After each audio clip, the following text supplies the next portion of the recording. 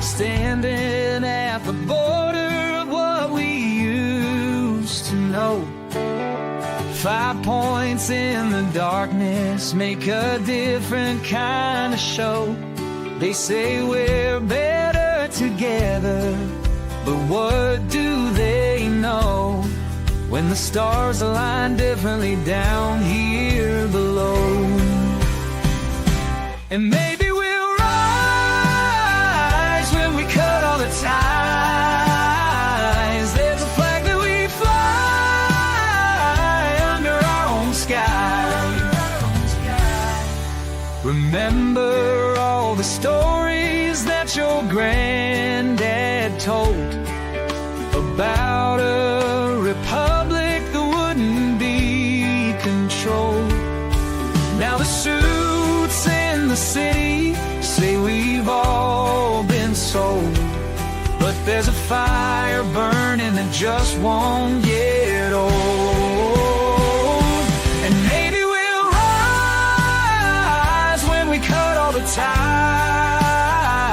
There's a flag that we fly under our own sky.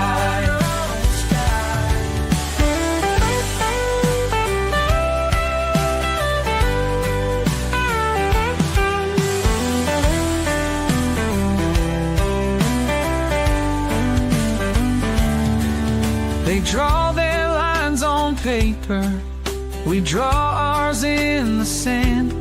Some dreams are getting closer, while some don't understand.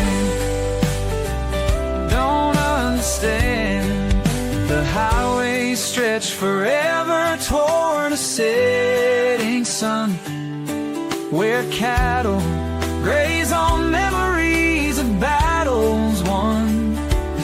They say unity's the answer, but maybe we're done with playing by the rules of the chosen ones. Oh, maybe we'll rise when we cut all the ties. There's a flag that we fly under our own sky.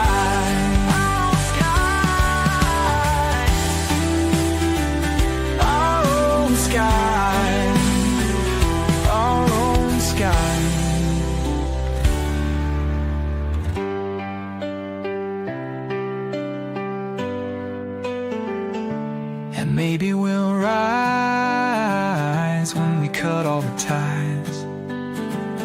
There's a flag that we fly under our own sky. Our own sky.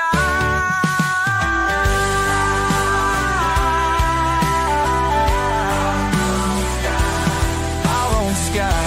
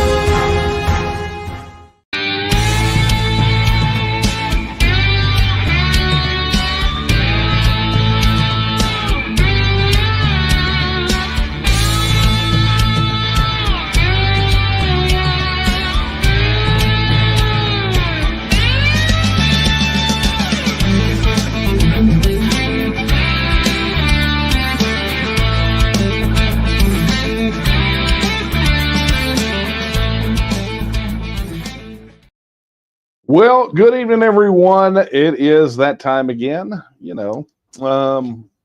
coffee, talking, late night coffee talk, right? So this is going to be a fun one. You guys have sent in a lot of really, really good questions. Anyway, it's great that you are with us tonight. I want to thank you so much for being diligent enough to tune in week after week with typically a lot of really good thought-provoking questions. And You guys definitely keep me on my toes. All right. That being said, let's go ahead and start off with a little housekeeping, right? As you can tell, I'm woefully undercaffeinated. All right. That being said, again, if you're here for the first time, welcome to Late Night Coffee Talk. I'm Daniel Miller, president of the Texas Nationalist Movement, and this is that time once a week where I take a break from what I'm doing, working on Texas independence, come in here and fire up the cameras and answer your questions, talk about what's on your mind. I may bring some things to the table, things that I haven't written about or done on a podcast or whatever, news of the day, whatever it is, whatever's on my mind. And, but primarily, I'm here to answer your questions. And that is what we do. You drive the conversation. And like I said, we do this kind of week. I mean, it happens every week, right? And so we've done a lot of these, continue to do a lot of these, making, I would say, probably making us one of the most accessible advocacy organizations out there. Very few, I know of very few that do anything similar to this. So this is your chance to ask whatever questions you got, and I'll be here to answer. Now, the first question that you will not have to ask is how you ask questions on here. Well, if you're watching on YouTube, on either of the YouTube channels, you can go right into chat and type your question directly. If you're watching on the TNM's YouTube channel, be sure to like and subscribe and hit that notification bell. Additionally, super chats are active, right, as our channel memberships, and we'll be thanking all of our channel members here in just a little bit. But if you guys will notice this handy addition, look at this. Hang on, I can do this. There it is, right there.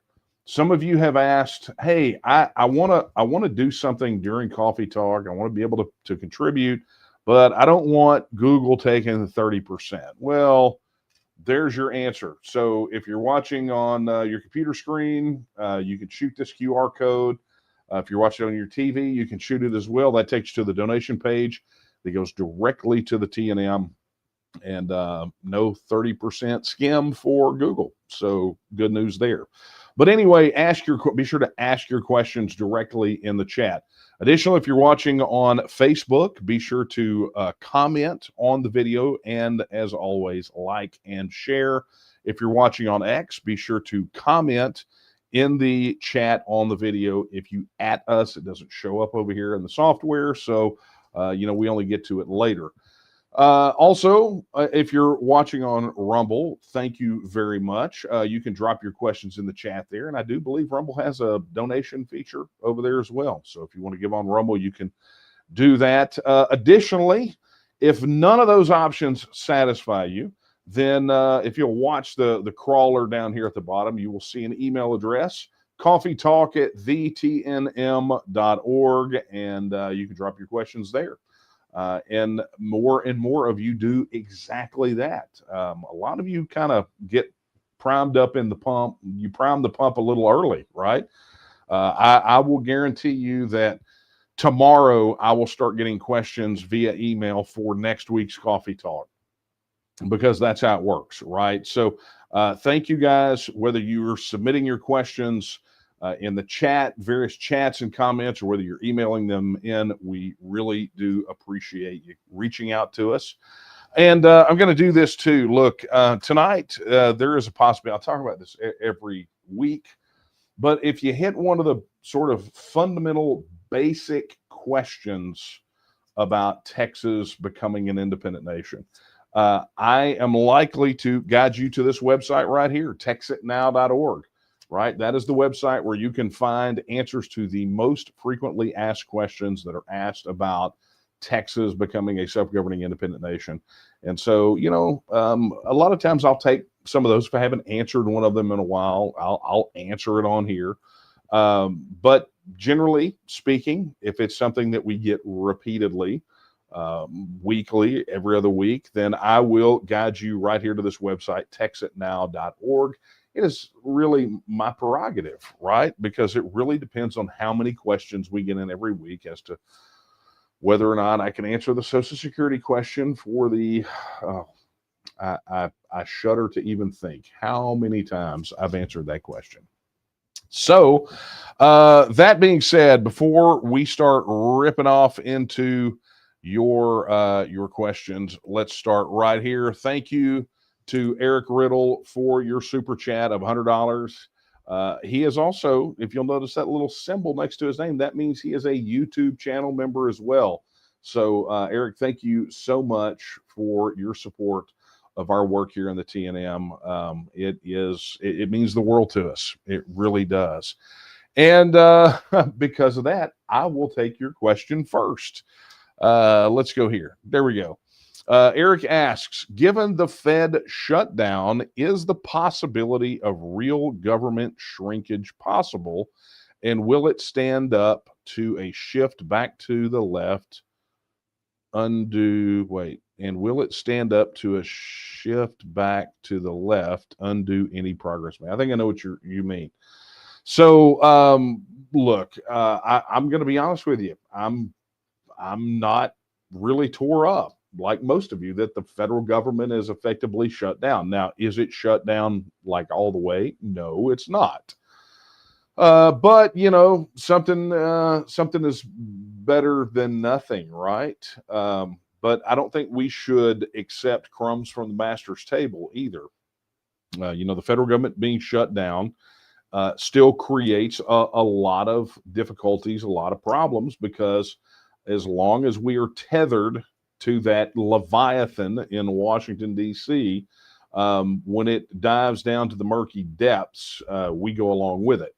And so, you know, it would be much better if Texas did not have to worry about whether or not the federal government was shut down or not, right? And you do that by becoming a self-governing independent nation. But to your point in your question, you know, it's not real shrinkage, right? It's, you know, Trump may target some departments that I think he said Democrat departments, which the last time I checked, they're just federal departments. But I think at the core of your question, and particularly the last part, is any of this really a solution, right? In other words, is anything that we're seeing all the way back to the flurry of executive orders after January the 20th, you know, is it really, does it make a difference? And in the long run, the answer is no. In the short term, I'm going to go out on a limb and be prepared to accept whatever hate mail I get. In the short term, it doesn't make any progress at all, right?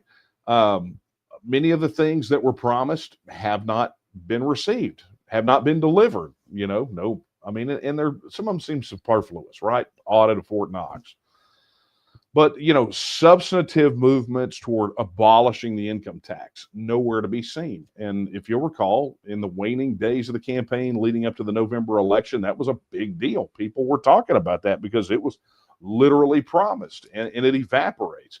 The release of the Epstein files, again, nowhere to be found. We've been hoaxed by the administration on that on more times than I can count. And while it's my interest in that, or our interest in that, is not just morbid curiosity. It's really about accountability. How deep did the ties that Epstein developed in his criminal enterprise, how many people were influenced by that are in sitting positions of government right now?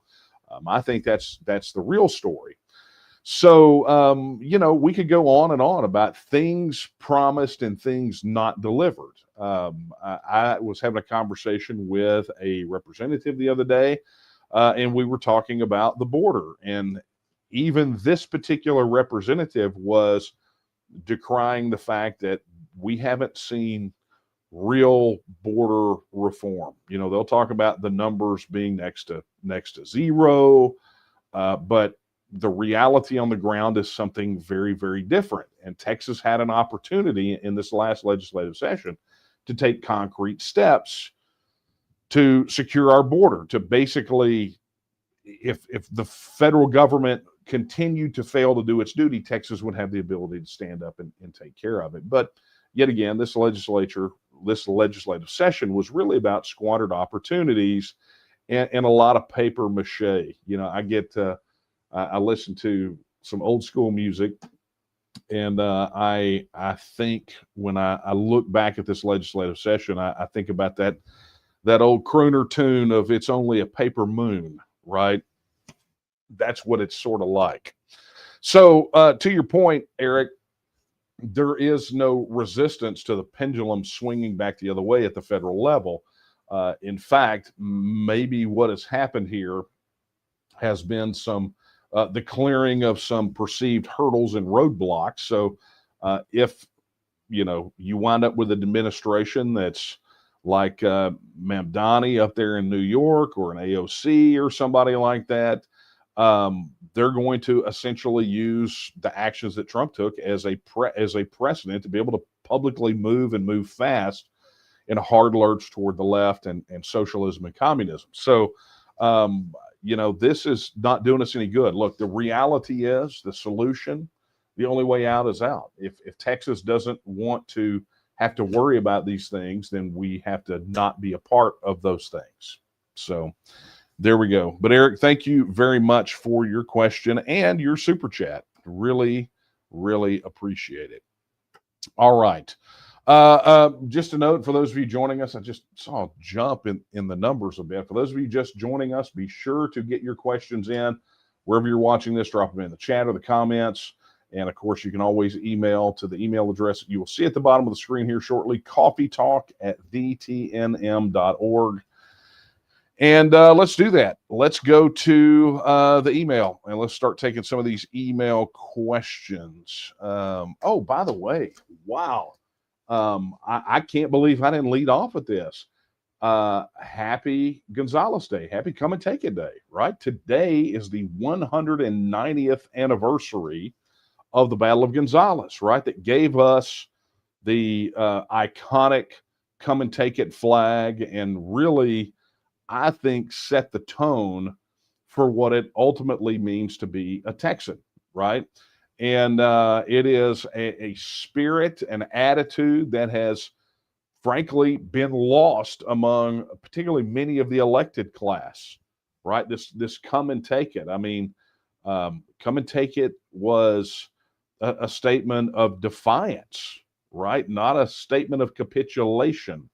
When our forebears raised that flag and said, "Come and take it," it was a dare to essentially say they would not back down from their rights. And, in this day and age, we have people being elected to represent us in the Texas legislature and in Texas government, to where come and take it is essentially an invitation to take our rights away, to take away our money, to take away everything. They're just like, just come and take it. Whoever wants it, right? It's how they behave. I don't know what in the world. Well, I do know, but I do know that spirit has not. It may have dwindled, but that spirit has not disappeared. There are people very likely watching this live stream tonight that still have that spirit of come and take it, that spirit of defiance that says, you have to draw a line at some point and say, you are not going to take my inherent, natural, God-given rights from me. Santa Anna sent the Mexican army, to essentially disarm the settlers, the colonists in Gonzales, to disarm them, to take away a cannon from them. And if you've ever seen a replica of that cannon, it's really tiny, right? I mean, I think some of you on here probably have shotguns that are that are that size, right, or larger. But the fact of the matter is, regardless of the size of the cannon, it was the principle that they were contending for, the principle that government did not have the right or the privilege of depriving people of the right to defend themselves and stripping them of their right to keep and bear arms. And that includes cannon. So there you go. But anyway, I hope you celebrated appropriately. I hope you posted the come and take it flag all over social media. Let's just remind these people from time to time what we're made of. Okay, let's get down to yes. Okay, I'm getting there. All right. Okay, I've answered this. Some of you guys have sent in emails like week after week about the Epic City situation with the Muslim community up in the Dallas Fort Worth area.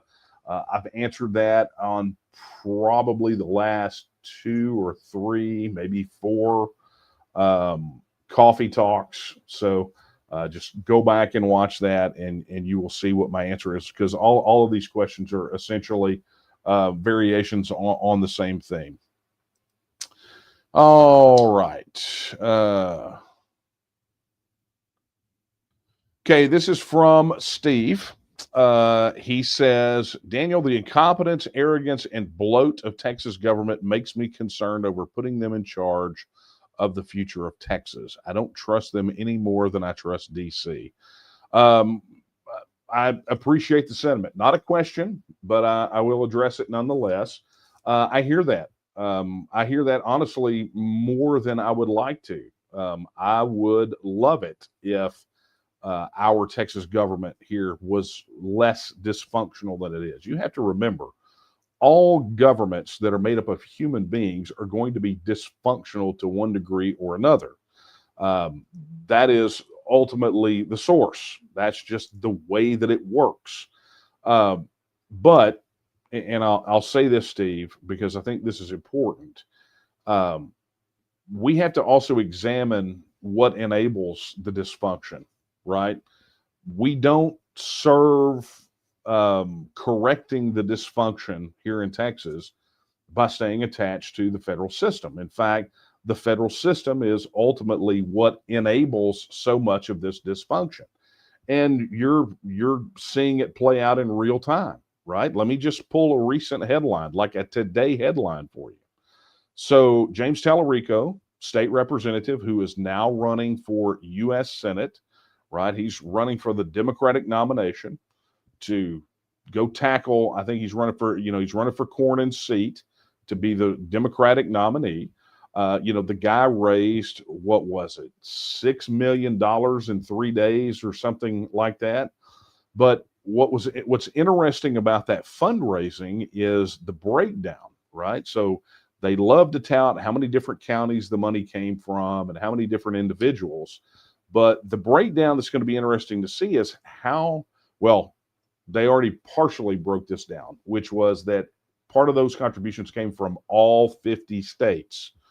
Okay, so what does that tell you? It tells you we're in a situation where, much like Governor Greg Abbott or when Beto O'Rourke ran, or a bunch of these other candidates, where you've got a significant amount of money flowing into campaign coffers from outside of Texas, people that do not live here, that do not vote here, that money flowing in to their campaign coffers. And we know that money is a big determining factor in determining whether somebody wins an election or loses an election.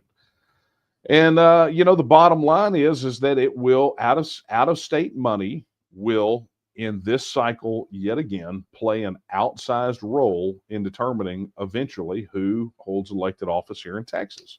Now, for well over a decade, the TNM has advocated for a ban on out-of-state campaign contributions, and weirdly enough, former Speaker, State Representative Dade Phelan, filed legislation this session that would have at least placed some restrictions on it. But the reality of it is that the only way that we will ever get control over that is to become a self-governing independent nation, to make the determination that we want to be self-governing and independent. And therefore, any of those contributions that come from California or New York or Washington, D.C. and K Street, wherever it is, those are foreign campaign contributions, just like they came from Canada or Mexico or China or Russia or Germany or anybody else, right? Those are forbidden. So why aren't these campaign contributions from California and Illinois and all these places? They're foreign too. And some people say, well, I don't believe in any restrictions on campaign finance. Well, so be it. But this is not a campaign finance issue. This is a sovereignty issue. And that's the way that people need to understand this. This is a sovereignty issue.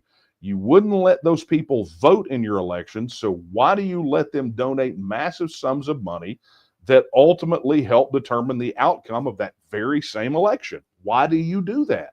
You cannot make a legitimate case for why any state should allow out-of-state campaign contributions, because they are effectively foreign.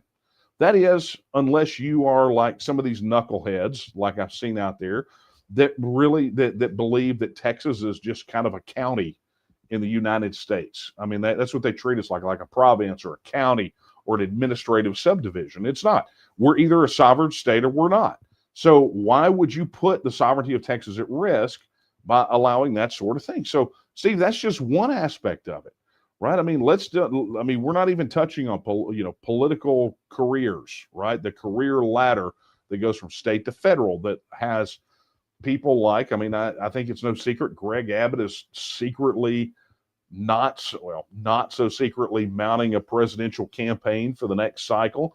And so what does that do? That causes him to put on a good show for some things, right? To really start playing to a federal audience as opposed to serving the constituents here in Texas, because they ultimately want to make a name for themselves outside of Texas and thereby get that campaign finance and get that campaign money and then possibly votes if they run for president. So, that's another aspect of it. You don't have to worry about that sort of thing.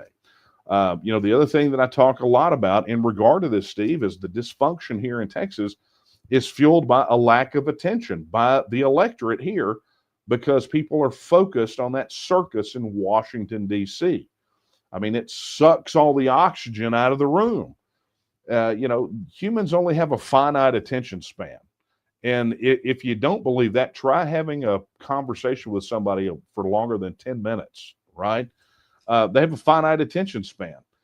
When they are bombarded by social media, digital, 24-hour news cycle, and it's all federal, then they can get by with whatever they want to at the state level, and nobody hears the wiser.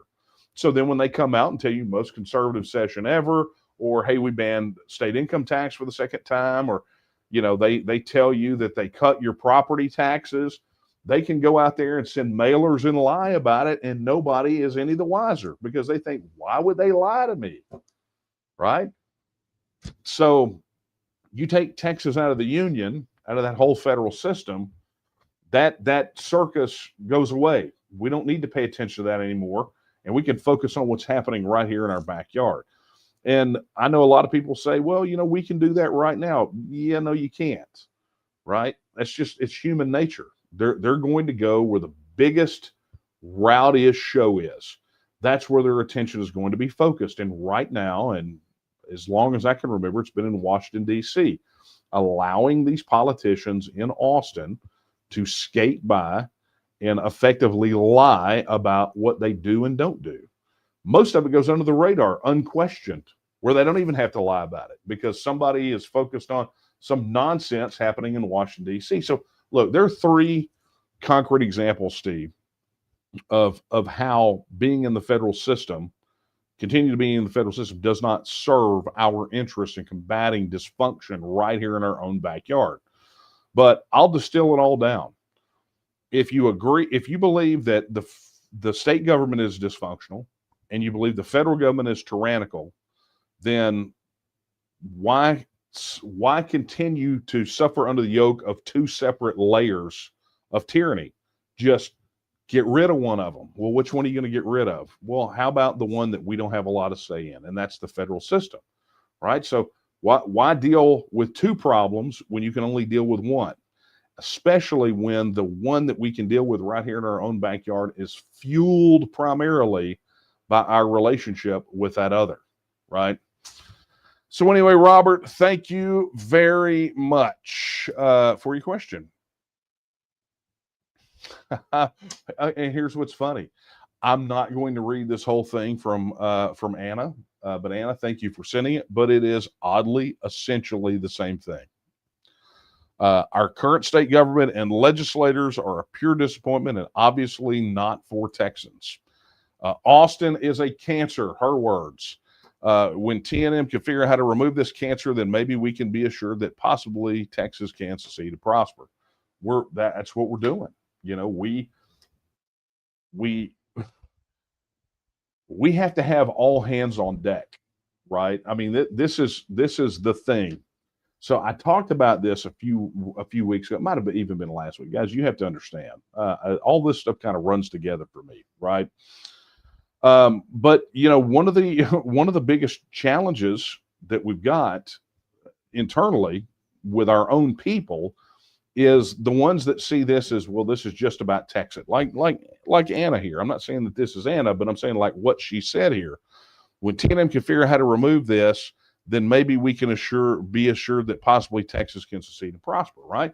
So Anna has the order of operations right? This is why the TEXIT blueprint exists. This is why we talk about TEXIT being a process and not the referendum. Anna's got it. She understands. There are certain things we have to do in a certain order. And every time people want to jump the gun, you know, well, you know, we didn't get this done 6 minutes ago, so I'm not doing anything until that happens. Well, then it's never going to happen, right? It's never going to happen if people choose to sit on the sidelines until you go to the Super Bowl, right? I mean, that's really what you're talking about. If I'm going to analogize it, maybe NFL analogies are not the best this week after their halftime show announcement. But my point, hopefully you take my point as intended, which is if you intend to sit it out until it's time for the big show, understand you don't get the big show. You don't get there. It's like saying, I'm not going to show up to team practice. I'm not going to play a single game until we get to the playoffs, to the championship game. Well, you know, how's it going to work, right? If all the players feel that way, then how's that going to work? Well, you're never going to make it to the championship. Look, you got to do the work to get what you want.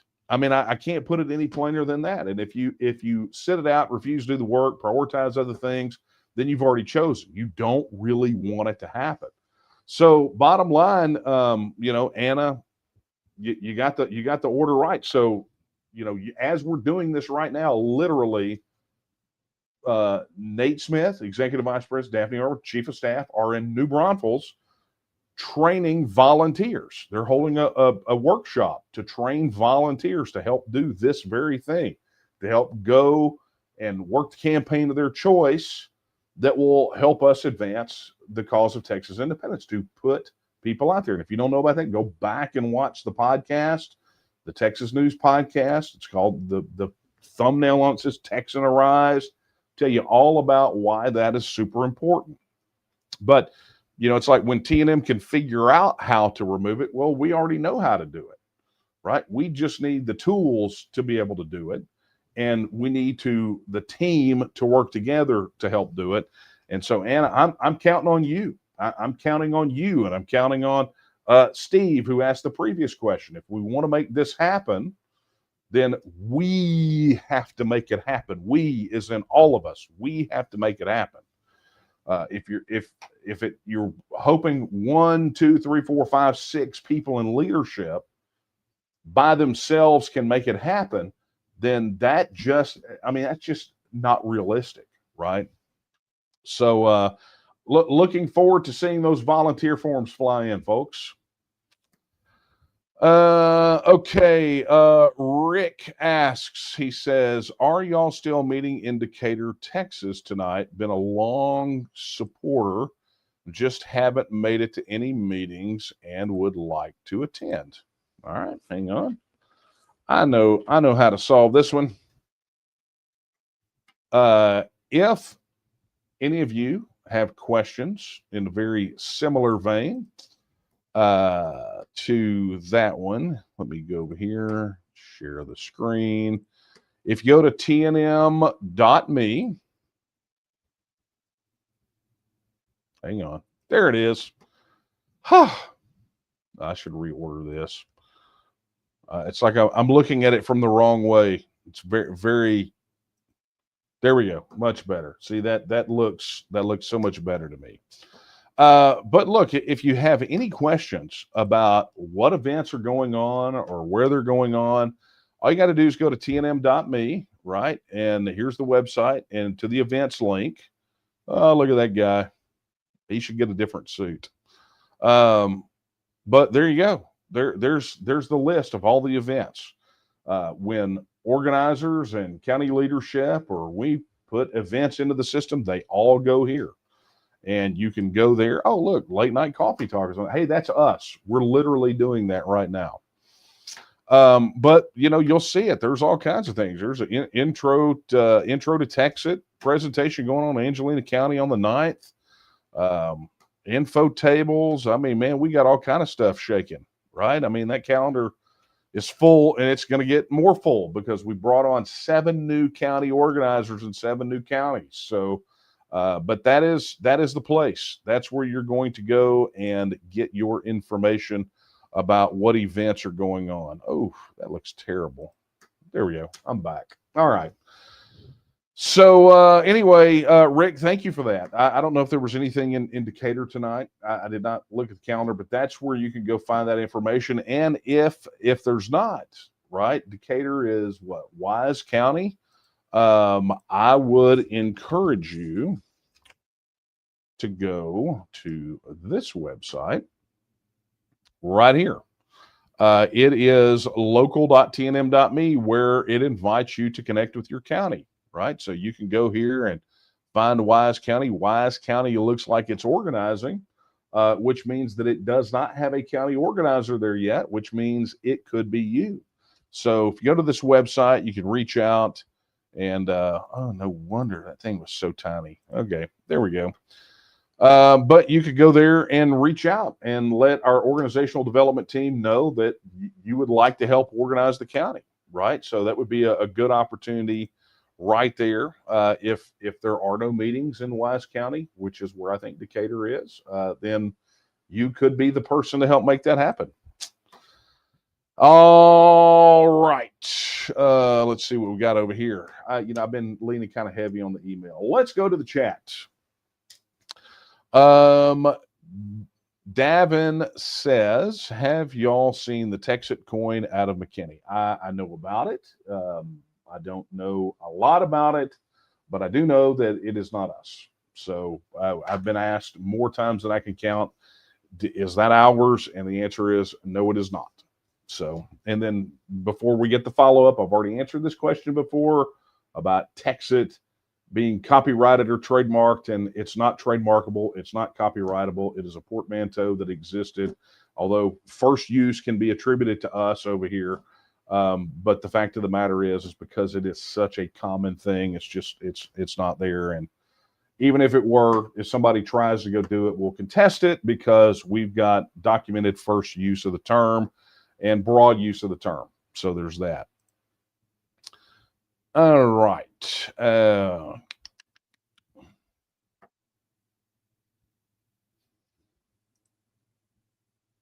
Hey, big thank you to Ron Raffoon. Ron, as always, man, he came in here and he gifted 10 TNM channel memberships right here on YouTube to some of you. Some of you just received a gift channel membership from Ron Raffoon. So be sure to drop into the comments and give him a big thank you.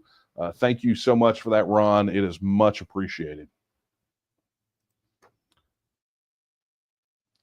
Oh man, this is going to be a good question. All right, let me go to email. Okay.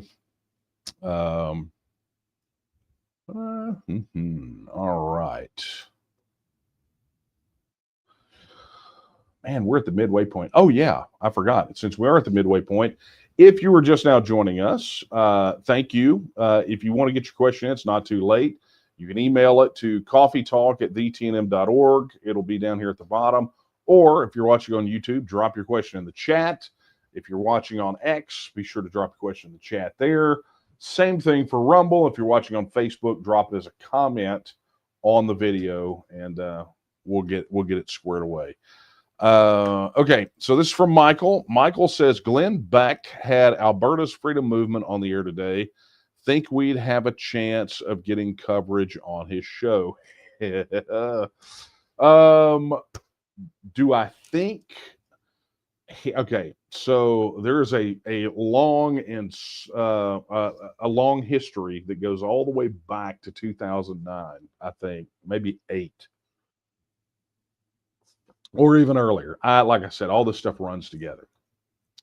So where Glenn Beck is concerned, back when he was on CNN Headline News, right? Um, so Beck oddly dunked on us early, and then wound up pulling up stakes and moving to Texas. Moved his studios here, did all kinds of things. And where Glenn is concerned, he's got a weird history when it comes to the Texas independence situation, right? He has talked about us. I think we even have clips about him on our YouTube channel where he talks about us. But when Chad Prather was over there with his show at the Blaze, Chad had us on. But Glenn has not been really quick. And look, you guys have pressured. I mean, there's no doubt about it. You guys have pressured him in the past, and it was just a flat refusal. Even when I was there interviewing with Chad and I saw him in the hall and passed by, I mean, he spun and turned and took off. He did not want to have a conversation with me. So, take that as you will. Maybe it was everything's just coincidental, and maybe the invitation got lost in the mail, and maybe maybe I had to, maybe was throwing off odd vibes or something that day when I was. I mean, I don't know, but we're still open, right? If you want to see us on any interview, I mean, you guys have gotten us on Tim Pool twice, just by virtue of the fact that you go and you let these people know that they need to talk. Rogan would be another one that people say we need to be on all the time, and he's right here in Austin. So whether it's Beck or Joe Rogan, I mean, anybody, right?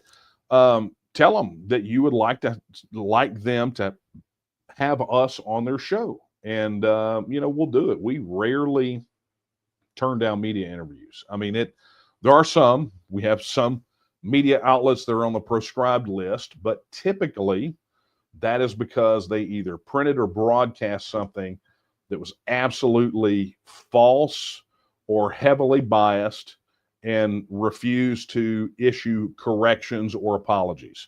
And there's only a handful of outlets like that, but they do exist, and we do not interview with them. So thank you for that question, Michael. I think Glenn should have us on. I mean, look, it's, what are we, 2025? So that's been, well, I guess, I don't know. Kara can let me know. Was that 2007, 8, or 9? I don't remember. But anyway, I mean, it's been a hot minute. It's been enough time, right? All right. Let's see what we got here. All right, let's get to this. This is a fun one. I love this one. So, good evening, Mr. Miller. I've heard you say a lot at the start of the late night coffee talk sessions that this is when you take a break from working for TEXIT. So what do you do daily / all the time working for TEXIT? That's a really interesting question. And, no one's really asked that before. So I will tell you that it varies on the day. But if I showed you my calendar, you would see lots of blocks, right? Things blocked out. So let's kind of set the stage here, and I will try to take you through a typical day. I mean, there is no typical day. That's a lie. Okay. But let's just set the stage. So my working hours are typically, depending on what's going on, 16 to 18 hours a day. That's kind of the normal. And, that's how it rolls, right? So those are actual working hours that I have allocated. Now, if we're jumped off, like if things get really hectic, I will average for periods of time, I will average about 2 to 4 hours of sleep a night. Okay. So all the rest of that is either work, it's all that time is work, sleep, 30-minute meal sometimes, which could be about once a day. So that just kind of sets the stage for you. All right. So typical day in the week. So throughout and there isn't, like I said, there is no typical day, but I will have meetings with various department heads in the organization. So various sections of the organization have pre-slotted weekly stand-ups. So I have to go and do my meetings and essentially get a brief on what's going on. We strategize. I have to make phone calls. I have to call and remind people that we actually have to pay for things like server bills and such as that. I will do podcast production, which is the interviews. I frequently will schedule meetings with other leaders of independence movements. Within that, you will have media interviews or interviews with academics. I have to spend a good amount of time writing and drafting policy, sometimes articles for the Texian Partisan. I have to do technical work because I wind up, I'm sort of the de facto CTO of the organization too. And so I have to run the dev team. I will try, if there's travel involved, that means that I drive, come back, I speak. I frequently talk to legislators, whether they're pre-scheduled or not. Sometimes they don't get on the calendar. A lot of conversations are being had. I guess if I'm distilling it down, I'm having to talk to a lot of people. But when you're in the role that I'm in, that's what it boils down to. It is I miss the days where it was just tactics for me, like going out and being like a county coordinator. I mean, you have to remember when I started out pre-TNM, I started out as a volunteer at a local level, right? And then became a county leader. And that's how the progression went. So I've done every job, and I'll be honest, so like I say, there is no typical day. I do have scheduled things that have to be done. And those scheduled things, like I said, could be meetings, phone calls, etc. But one of the other things is I have to be a pickup player too, because anything that doesn't get done that still must be done typically will land on my desk for me to do it. And that could be anything from graphic design to writing articles, producing and editing videos. It could be helping Kara with shipping. It could be frontline technical support for people that call in or send emails in.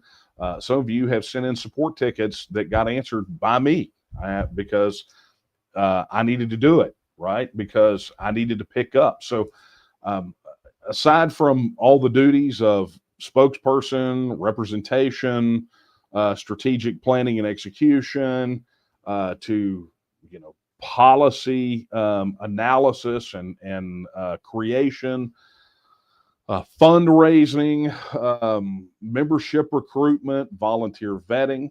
That's the other thing. When you guys volunteer for county leadership, all of that process that you go through, it ultimately ends up at my desk, and I have to go through it. I have to watch your interviews and read all the reports. So, I feel less like a revolutionary and more like not a bureaucrat. That's not the word I'm looking for, but I don't remember when I first crossed the line in the sand thinking that there would be this much administrative stuff that I would have to do, but I have to do it nonetheless. Occasionally that means board meetings, generating and reading and analyzing reports. I mean, it's a lot. And so you have to remember, even with all of that, Karen and I still have a business because, we don't get paid by the TNM. So we still have a business, which means I have to for my business, I still have to deal with clients. I still have to go take care of, the consulting that I do there. I have to get up to my elbows and full stack development. So, this is why my days are long. This is why it's, on average 16 to 18 hours at a minimum. And then in the peak times, it can be anywhere from 20 to 22 hours is what my days look like. And they can start very early. If there's a radio interview, they'll typically want to do morning drive time hits, which means I got to be up at, depending on what time they want to do the hit, I got to be up at 4:30 because I require 90 minutes before my first interaction where I've got to talk or be interviewed. So, it's a lot. To your point about, what do you like today? If you wanted to take today, literally what I was in there doing was reviewing technical support logs right before this to help the development team figure out why our server on TNM Social occasionally goes down. Having back and forth then, that's literally what I was doing right before we hopped on here tonight. So look, it just whatever it takes, right? That's the mindset I've always had is what is it going to take? If it takes sweeping floors, I sweep floors. If it takes charging the gates of hell with a squirt pistol, I want at least a super soaker. That's just what you got to do. But anyway, thanks for asking that question. Nobody has ever really asked me that, and I like new ones. So thank you for that. Okay, I happened to click over and saw the chat, and Lori Phillips, shame on you for even trying to manifest me being on The View. I guess it would be fun, but I don't know. I don't know if I could be civil. All right. This question is via email. It is from James. He says, are we near the inflection point where Main Street Republican voters in Texas are starting to realize that TEXIT is the only viable path forward versus every 4 years the country swings wildly BTW right and left priorities? Okay. I get the gist of it, James, and thank you very much for your question. Are we near the inflection point? I think we've been beyond the inflection point for quite some time. I believe, and I've said this for several years now. If this issue goes to a vote, when it goes to a vote, it doesn't win by a little, it wins by a lot. I think we've got the poll numbers to show that, whether you believe the best case scenario, sort of the most fair poll numbers, or those artificially suppressed poll numbers that we saw from like Redfield Strategies and places like that.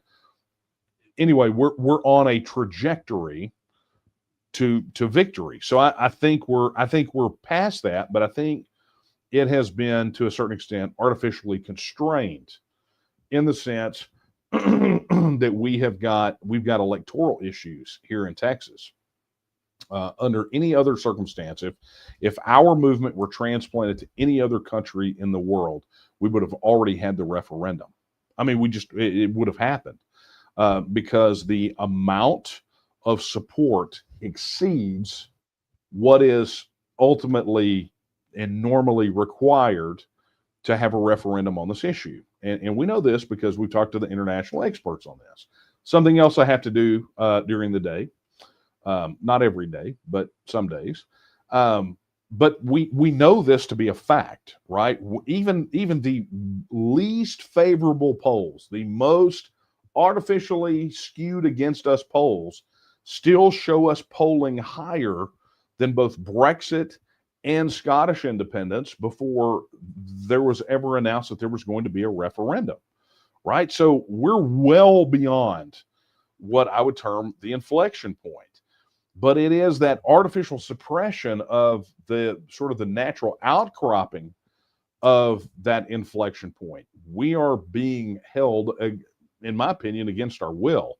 And they'll say, well, how can you say that? Well, I can say it because if we were not being held against, well, I can say that we're being held against our will because the opposition wants desperately to suppress the will of the people by not allowing the referendum. It's the same thing that we have said for many, many years, which is simply this. If it is as they say, and no one believes in this, then put it to a vote and let's find out. The fear that they have is that the will of the people will be heard, right? They will hear in a clear voice what the will of the people is, and ultimately they will be put into a position where they will have a binary choice of respect the will of the people or publicly ignore the will of the people. And that's not where they want to be. They want to be able to have their cake and eat it too. They want to be able to ridicule people like us and say that no one believes this. They say, no one believes in this. It'll fail. I mean, I've heard that crap before. Former Land Commissioner Jerry Patterson, love the guy to death. Super nice guy. Get along great. He believes that we should have a vote on this because he believes it'll go down in flames. Tony Ortiz, the current revolt, has essentially said the same thing. He's like, yeah, let's have a vote because I think it'll fail. I think they're both wrong, right? But at least they can acknowledge that they want to have a vote, although they predict the outcome will be different than what we believe the outcome will be, and we have hard data to back up what we think it is. I can tell you that I think the opposition believes, like we do, that if it goes to a vote, it wins, and therefore they don't want it to. It's why they fight so hard against it. They do not want your voice to be heard on the question, should the state of Texas reassert its status as an independent nation? Look, it harms no one if it goes on the ballot. It harms no one, right? But what it does do is it creates a scenario where if indeed what we say is fact, if there are enough people in Texas that are willing to say yes on this issue, then it puts them in a position where they have to do something about it. Look, if it goes on there and it loses, then it's lost. What has the opposition lost? They get to do a victory lap. They get to stick their middle finger at us, go, ha ha, told you so. You know what? So what? That they get the opportunity to do that, but they won't. And if they won't take the opportunity to put the nail in the coffin of this issue for a generation, then what that tells you is when that thing goes on the ballot, they expect to lose. It's just the reality of it. So they artificially constrain that inflection point, pulling every tool out of their tool bag legislatively to keep this from going on a ballot. And we've seen it. Look, if you want to understand what's happening in the legislature on the referendum issue, just look at what the Republican Party of Texas and operatives in there did to keep it off of a Republican primary ballot. I mean, just think about all the dirty, nasty, ridiculous, unlawful ways that they have fought to suppress this issue just within the party for a non-binding referendum. Now, you take that and you X that times 10 or X that times 100, and that's what we're having to fight in the Texas legislature. So that's just the reality of it. So we're there. We have a path forward. The problem is that we've got to get far more people doing far more of the same thing. I can't say it any other way than what I said earlier. But James, thank you very much for that. Ooh, I am almost out of time. All right. All right, we got one more super chat here. Chris Powell, 99.99. Thank you, sir. He says, we must and have to fight evil, not waver and not quit ever. Vive la revolution, October the 2nd. Let's finish the fight and not waver. I am with you and appreciate the sentiment and the super chat. Look, you can't quit. Look, if people want a reason to quit, like if you're out there right now and you're a TNMer and you're looking for a reason to quit, call me. I'll give you 100 reasons to quit. And if you stay after that, then you're stuck in for the long haul, right? That's me. I mean, that's literally it. I mean, I could give you 100 different reasons why this is absolutely, just too tough for most people. But the question is, are you made of the same stuff as those people that rode out to meet the Mexican army, the Mexican detachment with a come and take it flag, right? Are you a Texican or are you a Texicant, right? I mean, that's really what it boils down to. And if you want what you say you want, then you have to do the things necessary to make it happen. The reality's in your hands. At the risk of repeating myself week after week, Article 1, Section 2 of the Texas Constitution says all political power is inherent in the people. You are one of the people. So that means the power is in your hands. And if you decide to decline to utilize that power, then where's the change? Because the opposition is not refusing to use their power to keep you shackled down, right? They're willing to use their power to beat you over the head with it like a baseball bat. So when are you going to use your power? When are you going to gather together with the rest of us and let us exercise our power collectively and win our independence? That's the real choice. I look at Line in the Sand Day, right, back in March the 5th.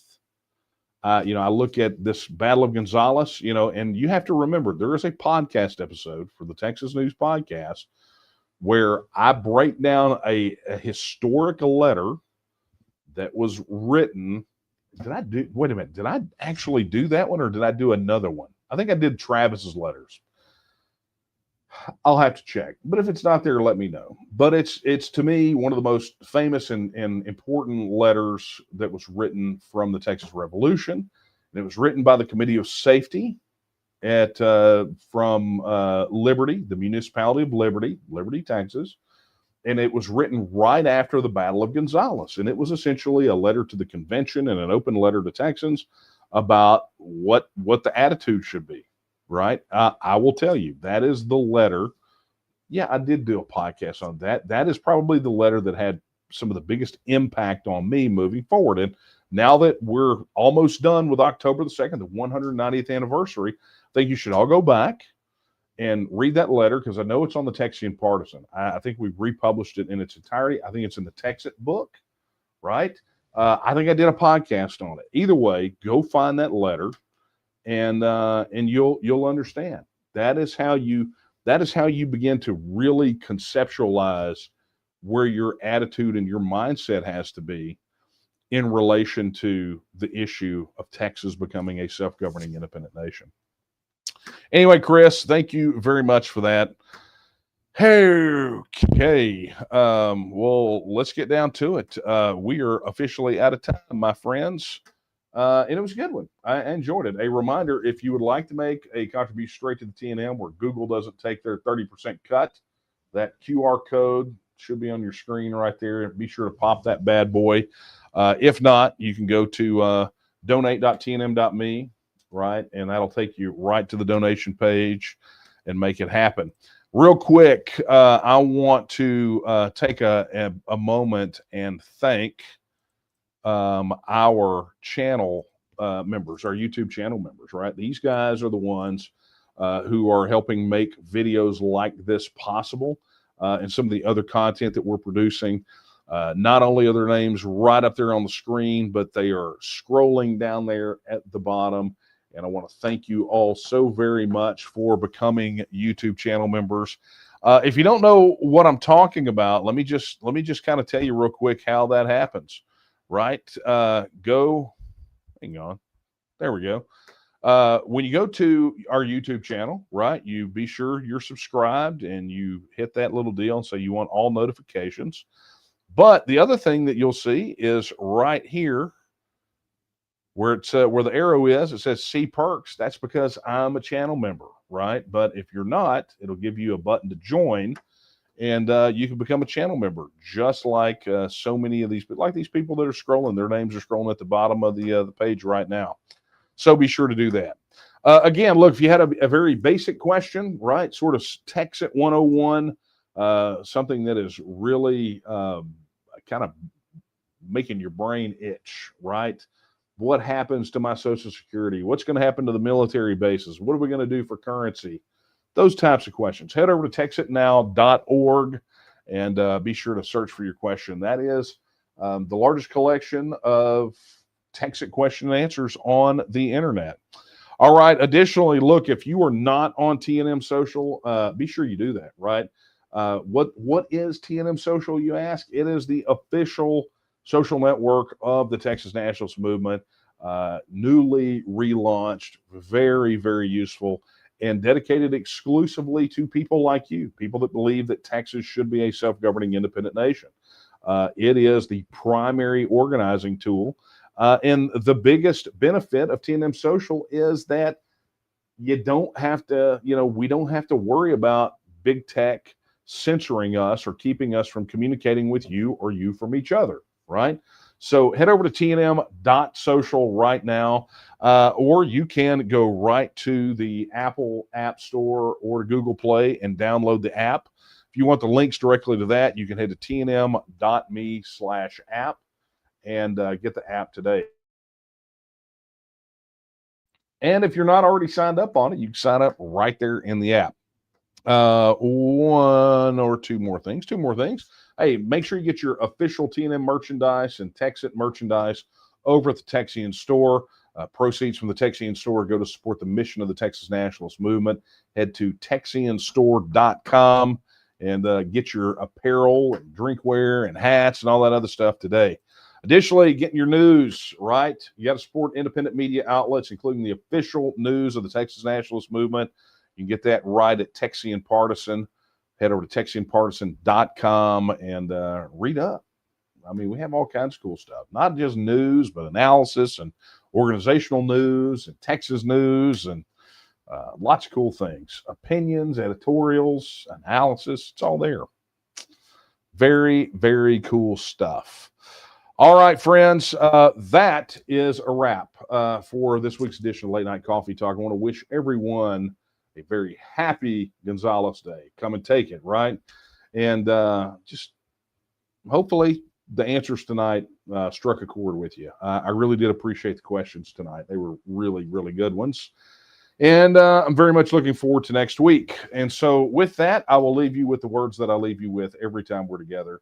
They're not my words. They're the words of Sam Houston when he said that Texas will again lift its head and stand among the nations. I believe that time is now. And the question is, will you stand with her? Good night, y'all.